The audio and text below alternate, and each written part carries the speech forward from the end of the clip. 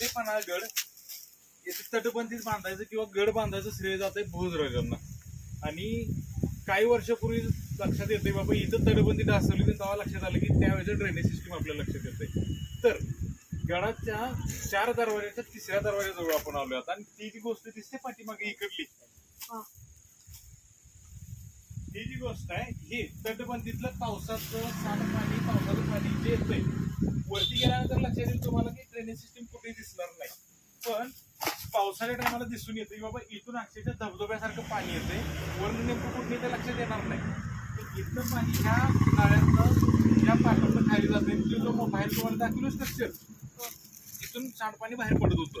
आणि हे आता लक्षात आलंय की जवळपास गडाची बांधणी हजारो वर्षापूर्वी झाली होती. त्यावेळेला ही ड्रेनेज सिस्टीम भोजराजांच्या काळात बांधली होती ती आता दिसून येत्या.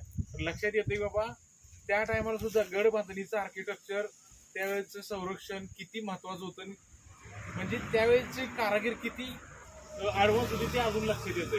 आणि हे अजूनही सद्यस्थितीत आहे. इथे तुम्हाला जुनी चीज दाखवतो जी पावसाळ्यात मला दिसत होती. आणि इथं आपण आलो इथं किल्ले पन्हाळगडाचा 3रा दरवाजा, 4 दरवाजापैकी 3रा दरवाजा याची बांधणी आपण बघूया.